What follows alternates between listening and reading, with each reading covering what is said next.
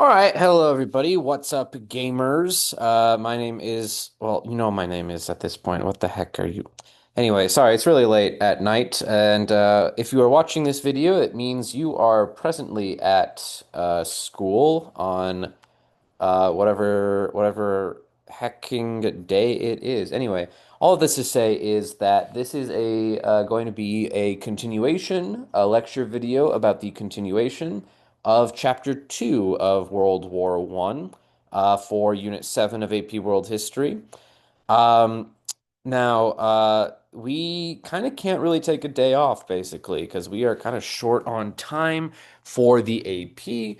So that is why I'm having you do notes through this video right here. I technically have an older video about the First World War that you can watch, but I've done a little bit more kind of detailed presentation for this particular section. All right, so I'm going to keep myself at a 45 minute limit. I'm going to put a timer on my phone real quick. We'll finish up the rest of this lesson on Thursday for you guys. So let me just set a couple of seconds. All right, here we go. So, just as a little bit of recap, last chapter, if in case you were absent, we talked about the causes of World War One, and we also talked about the kind of changes that we are seeing in the war itself, vis-a-vis new military strategies like the trench warfare. We're talking about new technologies as well. And today, what we're going to really focus on is one, what is the war shaping up outside of Europe? What's going on in Africa? What's going on in Asia? What's going on in the Middle East as well, which is, a part of Asia. But let's go ahead and get started. I'm going to put a timer on my phone just to verify I'm doing that. Look, my phone, 45 minutes and a couple of seconds just to give me some time to stop the video. All right. Anyway, all that to say, here we go. And here we go. That's a Dark Knight reference right there. I was being the Joker. I haven't started the timer yet. And start.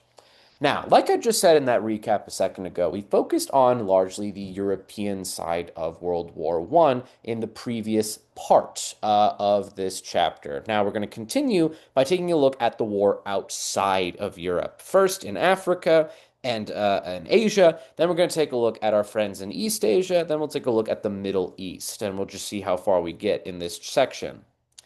Now, as the name World War might imply, the war is not just fought in Western and Eastern Europe, but it's also going to be fought in the colonies. I think I mentioned in class, for those of you who were there, the first shots of World War One, other than obviously Archduke Franz Ferdinand, were fired actually in Africa, and the last shots as well were also fired there as well.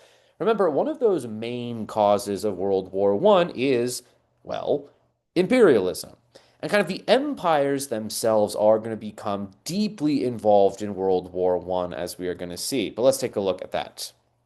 Well, kind of the reason why fighting is going to go on in Africa and Asia is that European powers are going to see the war as an opportunity to take what they want from their rivals. The British see it as an opportunity to take from the Germans. The Germans potentially want to take away land from the other allied powers.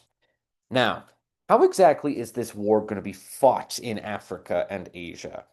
Well, we are going to see that much like that theme we introduced in the causes of World War One, is that empires are going to make use of their colonial subjects. We are going to see that these big sprawling empires like the British, like the French, they are going to make use of Africans, of Asians in their massive empires, in their fights against the Central Powers in World War One.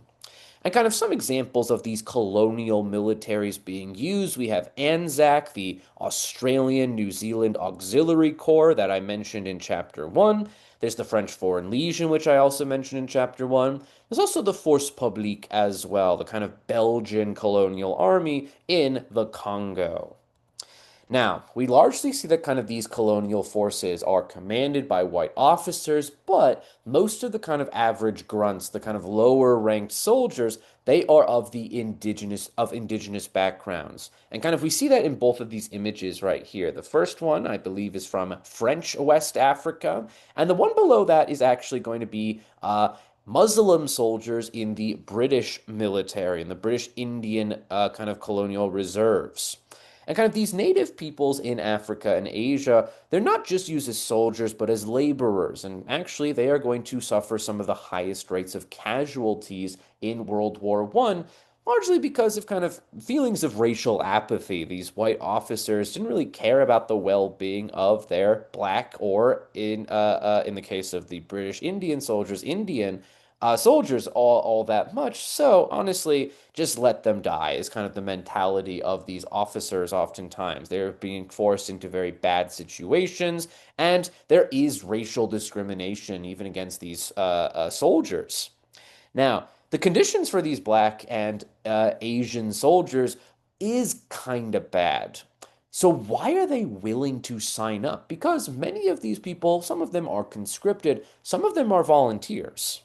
Well, there kind of is a sort of carrot and a stick mentality going on because the carrot that is being dangled in front of these indigenous people is if they help the European militaries right now during World War One, well, the big thing that's going to shape up the rest of our class is that these groups were promised, or at least given vague promises, nothing concrete, but vague promises of independence once the war is over. Once the war is over, we'll consider granting your colony independence in recognition of your wartime service. And this was done towards India, this was done towards colonies in Africa. Basically, Europeans were writing really big checks, those checks of independence, in exchange for wartime cooperation. Don't fight against the military. Don't fight against colonialism. We promise to handle this once the war is over. Help us right now. We'll grant you your independence once war is over. Now, unfortunately, as you might be able to guess, is that after the war is over, and we'll talk about this more in our next chapter, which is also going to be a video, unfortunately, is that after the war is over, indigenous populations are not going to be given their independence. And we're going to see that this denial of independence, a huge consequence of it, is that it is going to very much anger indigenous populations in Africa and Asia, so much so that they begin organizing more concrete political opposition to colonialism, something that will eventually be successful by the end of World War II, or after the end of World War II, I should say. So keep this pinned in the back of your mind. African and Asian colonies are promised independence. When they are not given it, it is going to further motivate decolonization. We'll talk about in Unit 8 of this class. All right, so that's what's going on in Africa and to a degree in South Asia as well, if we take the Indians as the best example of Asian participation in the war. We're going to take a look at China and Japan later, but we're going to actually turn attention now to the Middle East. Now, this is sometimes not a part of the war that is discussed, but the events of World War One in the Middle East have huge ramifications for the rest of the 20th and even in the present day, 21st centuries. Now, who's the big bad in the Middle East during World War One? At least from the Allied perspective, it's the Ottoman Empire. And kind of the reason why this war is going to spiral into the Middle East is largely because of the Ottoman Empire, joining the Central Powers. The Ottomans largely joined the Central Powers. Again, that means Germany, Austria, Hungary, because the Ottomans really despised the Russians. The Russians were viewed as an aggressive force that wanted to take land away from the Ottoman Empire. And kind of the group that is against Russia are the Central Powers, the Germans, the Austrians, the Bulgarians, etc. However, the kind of allies are going to view the Ottoman Empire as in a state of decline.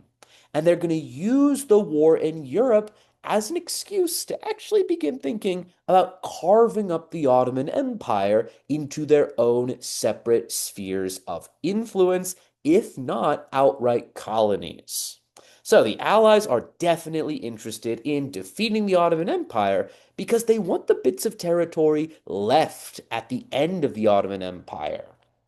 Now, the main reason why they want land from the Ottoman Empire is not what's on the surface, but what's underneath the surface of the Ottoman Empire, that, of course, being oil.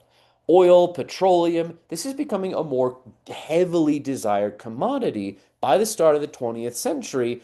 Powers like Britain and France are looking for places to get that oil.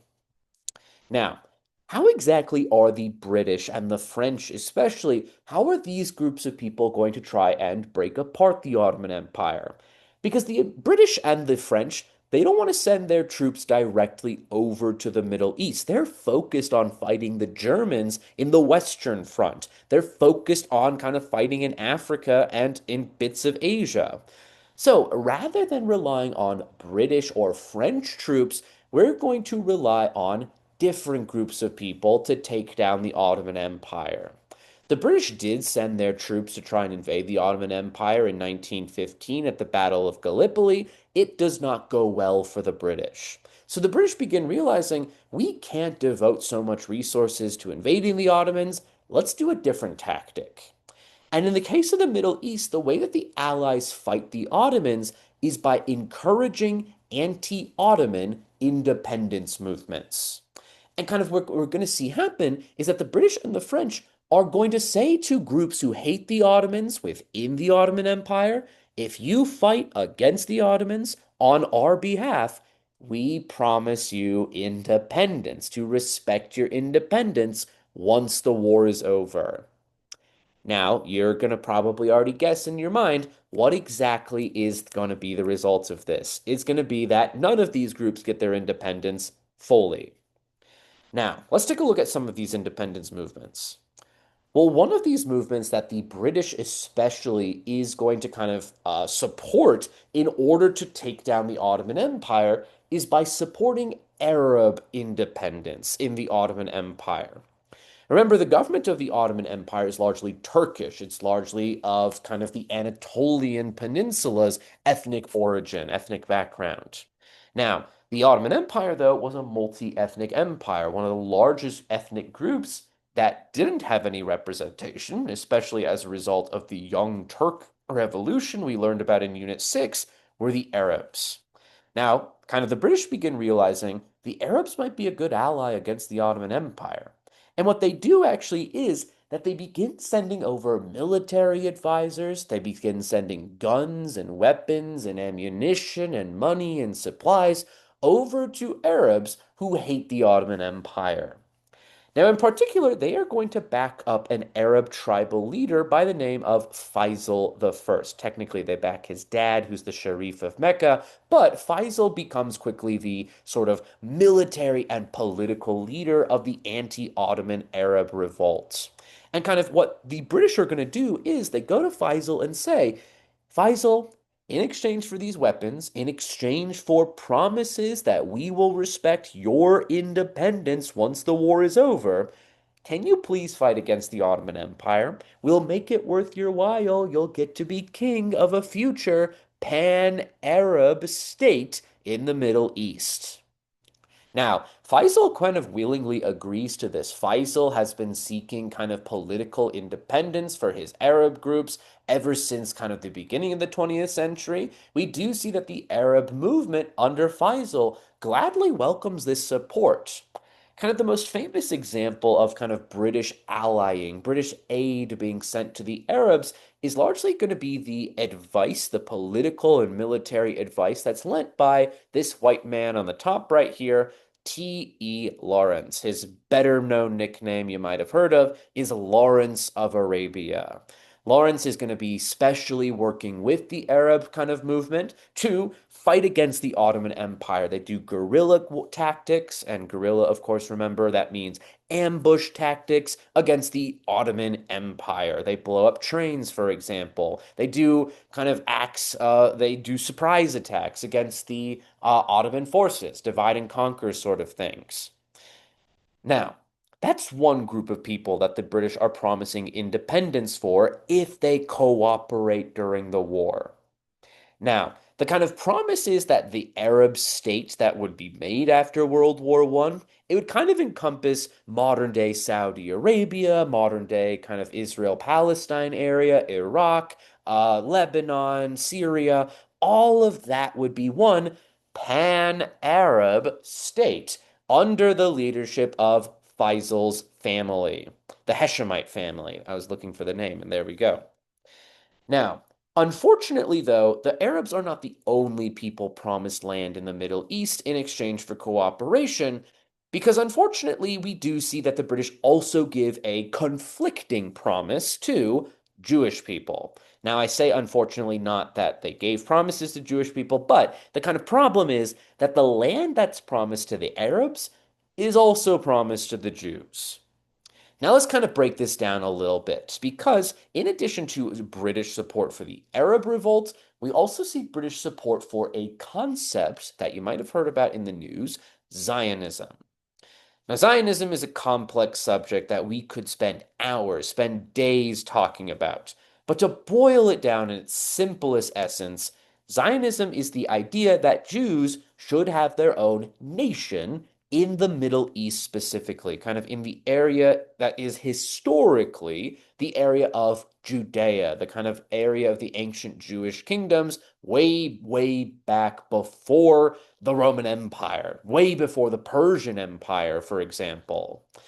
Now, Zionism as a political nationalist movement had been gaining momentum in Western European countries ever since the end of the 19th century. Anti-Semitism, anti-Jewish persecution had been on the rise ever since kind of the end of the 19th century. And kind of the idea of Jews leaving Europe and moving somewhere else had been popular among some Jewish circles, primarily led by this man on the top right there, Theodor Herzl, or Theodor Herzl. I believe he was a Hungarian Jew. He's going to be largely one of the big figures in kind of organizing pushes for Western support for building a Jewish state in the Middle East. Now, during World War One, the British government is actually going to support this Zionist project. They're going to support the idea of building a Jewish state in the Middle East.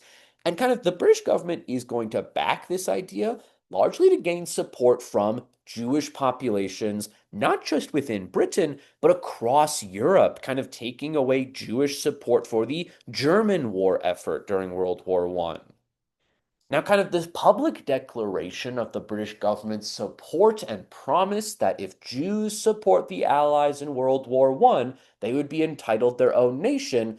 It's best expressed in something called the Balfour Declaration, largely led by Arthur Balfour, the one of the key members in the British Foreign Ministry during World War One.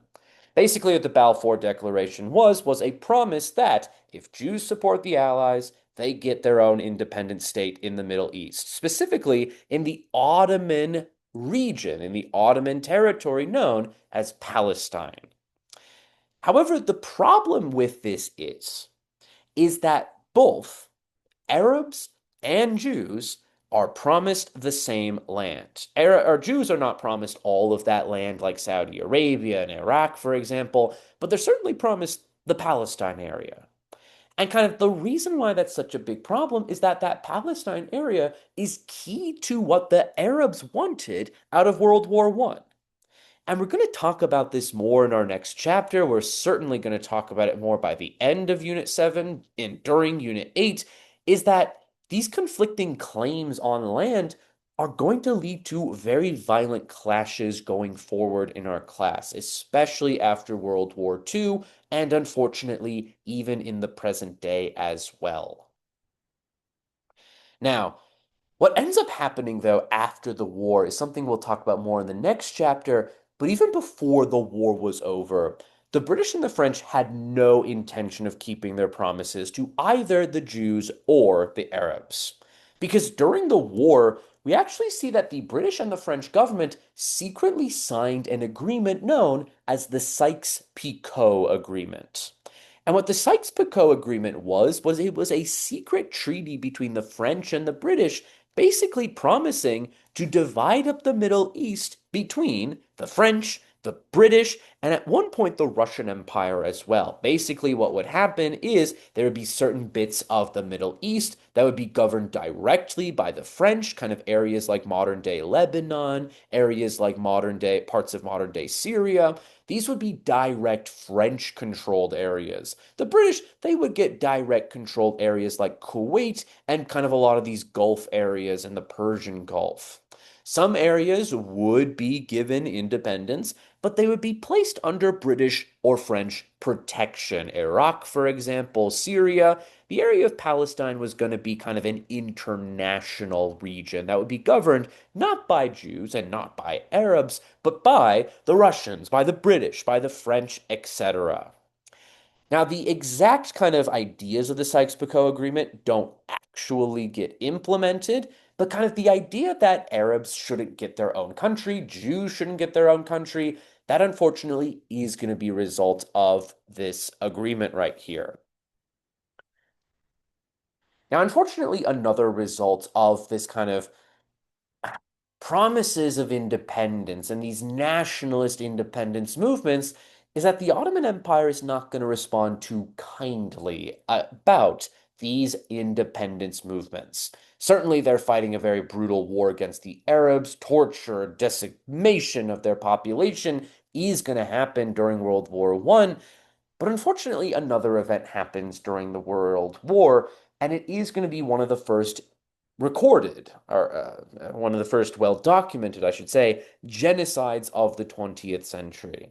And that, of course, is going to be the Armenian genocide. Now, the Armenians are a Christian, predominantly Christian ethnic group, largely who live up here in the eastern part of the Ottoman Empire, well, modern day Armenia, for example. And kind of during the war, the Ottoman Turkish government deeply was afraid that these Armenians, these Christians, these Orthodox Christians, that they would side with the Russian Empire, actually. Wars tend to bring out the worst in countries. They tend to kind of lead to fear and suspicion for anybody not in the in group, basically. And kind of during World War I, Turkish nationalism, combined with fears that the Armenians were working with the Russians, it is going to lead to some pretty horrific actions. We do see that the Ottoman government is going to begin relocating forcibly Armenians away from the border with Russia towards the interior of the country. They're forced on forced walks, on these forced marches that do lead to the suffering and death of hundreds of thousands of Armenians, as we will see. And kind of they are going to be sent into areas that essentially become concentration camps. There's intentional starvation, there's torture, there's execution. It's going to be very, very horrific, this Armenian genocide, a very deliberate attempt by the Ottoman Empire to get rid of an ethnic group that was viewed as with suspicion, that was viewed with hostility because it didn't fit the definition of Turkish identity. Now, the Armenian genocide is unfortunately not the first genocide of world history, but it is certainly not the last genocide of the 20th century. Because unfortunately, the Ottoman Empire's actions against the Armenians, its system of relocation, its system of concentration camps, its system of abusing minorities in the name of national security, unfortunately is going to be a simply just a blueprint for the rest of the 20th century, namely with the Nazi Holocaust, as we will talk about more by the end of this unit. The targeting of Jews, the targeting of Polish people. In many ways, Hitler did borrow from the strategies the Ottoman Empire used. And kind of to really bring this home in a way, and probably what might get this video censored anyway, is going to be the, well, direct references that Hitler does make to the Armenian genocide when he is the dictator of Germany. When he is invading Poland in 1939, Hitler explicitly says the goal of his war is to get rid of the Slavic character of Poland, to make that land into living space for the German Empire. And kind of he concludes his remarks with a very, very particular sentence, one that is a very, very ominous sign of how the Holocaust and the Armenian genocide are somewhat linked together. Because Hitler concludes this fascistic, awful speech by saying, after all, who today remembers the Armenians? So, a very, very brutal concept that we are seeing with the Armenian genocide, and unfortunately, it is not going to be the last genocide of our class, but certainly not of the 20th century. All right. I would make sure that when you're studying, you're able to answer these questions right here. That's going to help you a lot for your Unit 7 test. All right. I still got 20 minutes, so let's go ahead and take a look at other combatants, and let's actually get America in this war. Now, again, the World War is not concentrated in just Europe, but we also are going to see the participation and fighting in East Asia, and we see the participation of East Asian states, namely China and Japan. Now, we're going to see that both China and Japan had their own reasons for joining this war and for joining the Allies specifically. Now, the Chinese government, we'll talk about what they're going through more in Unit 8 by this point, but China has overthrown the Qing dynasty by 1914. They're a republic, and I say republic in very generous quotes, but they are kind of suffering from some of those problems we learned about in Unit 6. There's economic imperialism still, China's divided into spheres of influence, and actually, China is going to join the war against the Germans not just to get the Germans, their sphere of influence out of China, but also to kind of warm up to the other allies, the British and the French. Kind of the idea is China helped you guys. We helped you guys. Maybe you should ease off economic imperialism a little bit. So China willingly enters the war largely to see the diminishing of economic imperialism by fighting on the same side as the British and the French. Now, Japan also joins this war, and they also join this war on the side of the Allies, mostly because the Japanese, they want any excuse to take over bits and pieces of other European empires in East Asia, in the Pacific Ocean. Now, they're going to kind of view that Germany honestly is the weakest link out of all of these. The British have a huge presence in East Asia. They have a presence in Hong Kong and India and Myanmar just next door. And the French also have a pretty big presence in Indochina. The Germans, on the other hand, just had a couple of islands, a small bits of territory. But even those small bits of territory were viewed by the Japanese as good potential prizes. So we see what happened, unfortunately, for Germany anyway, is that Japan joins the war to take away those German bits of territory. Now, the impact of why these countries are relatively important is that, well, when the war is over, China does not get what it wants. China is still under the thumb of economic imperialism, even though they did help get rid of the Germans from China. But we also see that the war is complex for Japan. Japan is going to pretty easily win a lot of its battles against the Germans in World War II. The Japanese have a huge navy. The Germans didn't have that big of a military presence in their colonies. And as such, we do see that Japan suffers very few losses, all things considered. Japan has one of the lowest casualty rates in World War I, and it's largely because they could easily just take away land from poorly defended German colonies. But we do see that another consequence of this war is that Japan's military is going to absolutely grow during World War I. To even further humiliate and take away land from the Germans, we're going to build up a massive military. Keep that pinned in the back of your mind of Japan having a massive military and a huge military force to back up what it wants. Because we are going to see Japan becomes a major Pacific Ocean power, one that is going to butt heads against the European powers, but more importantly, against the United States as well by the 1930s and 1940s. But what we're also going to see happen is, despite the fact that Japan did take some German territory, they honestly wanted more. Because the British and the French, they're going to take the best bits that they want out of Germany's overseas colonies and kind of leave crumbs and scraps for the Japanese. The Japanese feel that they were entitled to more land in World War I. That's going to be really important in understanding the Second World War, but more on that later. All right. Now let's talk about the last major country to join World War I, and it's going to be the greatest nation in the world, the United States of America. Now, what is America up to when World War I initially begins? Well, initially, America was neutral.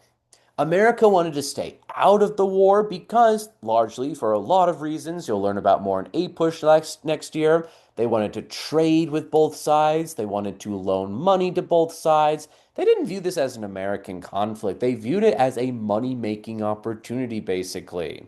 America is going to ultimately trade more with the British, but they did send guns and they did loan money to even the Germans as well. However, we are going to see that this neutrality, even though it is preferred by the United States, is eventually going to be threatened as time goes on. For one thing, the president of the United States is this nerd right here, Woodrow Wilson. Wilson honestly favored the British and the other allies in the war. He wanted to back them up. The problem is, Congress, the American people, they did not want to join World War I. That is, until they're forced to. Because unfortunately for the United States, there's going to be a series of events that seriously threaten America's ability to remain neutral in this war. For one thing, we are going to see that it's primarily the Germans who violate American neutrality rights. For one thing, we are going to see that the Germans had that policy of unrestricted submarine warfare. That's what the acronym means right there. And what that meant was that the Germans, they were willing to attack any ship that was going towards the British Isles. The reason why that they're willing to attack these ships going to Britain is that Britain is blockading the Germans. The Germans think that the best way to distract the British from their blockade is to essentially blockade the British islands ourselves. Now, unfortunately, this is going to lead to America being in the crosshairs. We do see that American cargo ships are shot down, but the most tragic and devastating is the shooting down of the Lusitania. The Lusitania was a British cruise liner, but there was a lot of Americans on board. I think I'm remembering the number wrong, but like 1,000 people died. 100 of those 1,000 people were American passengers. But if that wasn't bad enough, if the Germans were shooting down our ships indiscriminately, we also see that there was something known as the Zimmermann telegram. In 1917, apparently there was a secret communication that was sent by the Germans to the Mexican government. And what this message said, and ultimately we are going to decipher and capture it, but what this message ultimately said was it is going to be a promise that Germany will make Mexico. If Mexico agrees to not join the war on the side of the Allies, then Germany, in response, will agree to assist the Mexicans in invading Western United States. Remember, all of this land in the Western United States was originally owned by Mexico, so it kind of made sense that the Germans wanted to distract America from joining the war on the side of the Allies by having the Mexicans pose a problem to them. Now, unfortunately for the Germans, the Zimmermann telegram is intercepted by British intelligence, by British spy agencies, and we do see that America hears about this heinous offer of the Mexicans going to be invading our country. So, for all of these reasons, eventually America joins the war on the side of the Allies. Now, America is only in the war for about 18 months or so, but that crucial period is going to be absolutely in favor of winning the war for the Allies. The Allies were kind of in a stalemate during the most of World War I, but the Americans sending over fresh-faced doughboys, that's what American soldiers were called, we see that the Allies, they have the manpower, they have the fresh technology to absolutely crush the other side. By 1917, the Americans are going to break through the German lines, and eventually the Germans will be forced to surrender. So even though the United States is in the war for a very brief time, it is a significant time. We do successfully expel the Germans from France and Belgium, and we kick them back to Germany. Now, we'll talk about kind of what America was up to during the Paris Peace Conference more in our chapter on Friday. But we're going to see that regardless, America emerges from World War I as one of the big superpowers. We have the money to build up factories, whereas all of places like Europe are devastated by population decline, by the bombing of schools, by the bombing of universities and factories. We do see that America is left standing. America kind of becomes the prosperous sugar daddy of all of the world, basically, namely the Western worlds. So keep that in the back of your mind. America starts to become a global superpower thanks to the First World War. All right, I'd make sure that you're able to answer these questions right here. I still got 12 minutes. I'm kind of falling asleep, as you might be guessing right now, but I'm conscious enough to talk about World War One. Now, this would have been the bell work that you would work with. We'll probably have to do this on Thursday, so ignore it for now. We'll do it on Thursday. Now, the last thing that I want to introduce anyway in the time that I have remaining is what is going on in the civilian sphere of things. The home front is a term that basically describes how civilians are aiding the war effort either directly in kind of military service or indirectly by working in factories that produce guns and ships for the balance, for the power and so the balance and so the battle shifts. That's the Hamilton quote there. Anyway, let's talk about the home front. Well, the major concept that you need to know for Unit 7, because it will pop up again in in the end of this unit and in Unit 8 slash 9 as well, is the idea of total war. Total war is honestly one of the most important things to take away from this chapter, so I would make sure you have a good understanding of what it means for this class. Now, total war is the concept that a government, a state, uses all of a nation's resources, either physical resources or human labor, to conduct a war. We are going to use all members of society to wage war either as soldiers or as civilians working in weapons factories. Now, unfortunately, total war is going to lead to not just kind of entire nations' economies being restructured to support the killing and brutal murders of Europeans and people in Africa and Asia, but we also see that total war is going to lead to justifications that it's fine to bomb civilian centers. The reason why is if we bomb civilians, we make them lose morale for the war. We also make them lose their key centers of industrial production. So we do see that total war, this concept of using all of a nation's resources, both military and civilian, it is going to lead to some problems later on because what if a country is having its civilians make the guns and weapons? Let's just bomb the heck out of them. Now, kind of parts of total war include this concept of mobilization. Mobilization as a concept is the idea of coordinating society, the economy, with the intent of winning the war. And kind of, it's not just men being served over or serving overseas, but we also see that civilians are going to be a part of the war effort, especially in propaganda. Voters, kind of the people living in Western Europe, they need convincing that this war is worth it. So we do see that in order to do that, we see that kind of the language emerges that you're helping fight this war. You are deeply connected to the results of this war.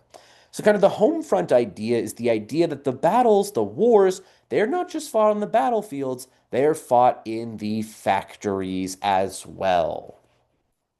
Kind of in order to support the war effort, governments around the world, including the United States, they are going to pass universal male conscription laws. In other words, what this means is all men over a certain age are allowed to vote in any election. They're allowed, no, hold on. They're allowed to vote. I messed that up. They can be called upon to serve in the military. That's what we call conscription. Another word for that is the draft. Now, in addition to kind of civilians being pumped up for the war through propaganda, in addition to their military service, We also see that the economies of places like Western Europe are going to transition away from laissez-faire that we talked about in Unit 5 towards actual government coordination of the economy. And one of those things was that governments were encouraging their citizens to join the workforce, including women. We are going to see that women become a crucial part in the home front because they take on a lot of responsibilities that men used to have. They take on responsibilities like, being certain jobs like police officers. They take on factory jobs as well. They also are the ones that are promoting propaganda. They're the ones that are selling this war to their sewing circles, if you will. All right. But unfortunately, the war is going to lead to the targeting of civilians. Civilians are viewed as tools for helping the other side. Civilians are going to be, well, destroyed during this war. We see this in the bombing of London, for example. We see this in the honest to God Armenian genocide as well. But governments during World War I are going to be increasingly centralized. We see that governments take on new, unexpected powers for themselves, such as intervention in the economy, for example. This is a huge departure. We are going to see that an example of this government intervention is that the government is going to nationalize or have the government take ownership of major products. If businesses were ran by the government, we see that the businesses, they would fall in line for what the government needs at the moment. So, nationalize, have the government take over big businesses. In order to pay for the war, governments become more creative in how they raise revenue. For example, they are going to issue out what are called war bonds. A war bond essentially is a fancy IOU. You, whoever you are in the classroom right now, you watching on your computer, let's just say that you are the United States government. Now, what an war bond is that I, being the good American patriot, you being the government, I am going to buy a piece of the government. Now, I give the government money, and in exchange, I get nothing. I get an IOU, basically. Because the kind of thought process of war bond is you get the money now, and in a couple of years, the government will pay it back once we recover from World War One. We see income taxes as well being raised to pay for this war, putting taxes on the richest people in Europe. We see that civilians are forced to ration their goods. They're forced to not eat as much food because all food in the United States or in the world needs to go to feeding our boys in the trenches.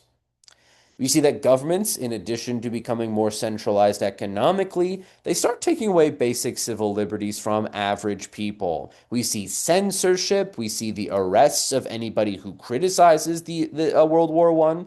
It's a pretty dire situation for opponents to fascism, or opponents to the other side. Propaganda is also going to be heavily used in total war. And kind of an illustration of this is the bell work, actually. I do want to go back to that. We see that in this poster right here, destroy this mad brute. He represents Germany. He's got the Kaiser helmet. He's looking like a gorilla beast right there. And look at what he's doing to that poor innocent woman. Propaganda, it's going to make you want to kill another person. Don't do that. All right.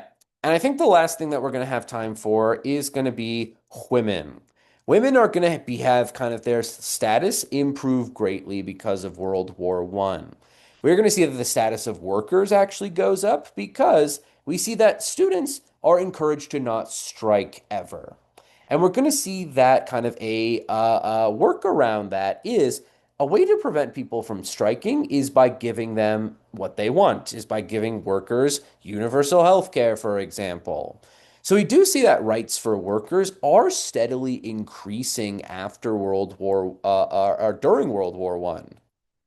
We see social welfare programs being initiated, and largely these programs are done to deflate the popularity of communism. Or yeah, actually, that's true.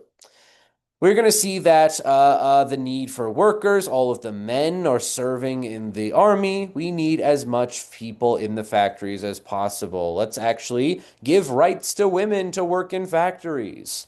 Before World War One, the rate of women working in factories in general was pretty small, actually. However, we are going to see that governments are going to actively encourage are going to actively encourage women to start working again. When all the men are out fighting, let's get the women to take their jobs for them. And these women are going to be working in factories. You can see that in these political or these images and these posters right here. Now, after World War One is where things get interesting in the status of women. For one thing, we do see that when the war is over, most women who were working are instantly fired. Only about 25% of Harry Truman and some subsequent presidents' administrations are going to include communists in the are going to include women in the workforce. I don't know why my mind went from communism to women. More on communism later. Anyway, some women do stick around in the workforce and kind of they're given this liberty, this freedom, thanks to their participation in World War One. Now, another major development, though, is going to be their right to vote. Suffrage for women by 1920. Most of the big countries give women the right to vote by, well, even before Friday. All right. And we'll talk about the end of the war on Thursday. I wanted to just wrap it up right there because I'm super tired and I want to cuddle with Claude. Let's see if I can get him. He's too far away. I think he's lying down and hiding because I'm talking so much. Anyway, I hope you guys have a great Wednesday. I'm proctoring a test right now. Boola, boola, boola. All right. I'm going to stop the video now. And here we go, brothers and sisters.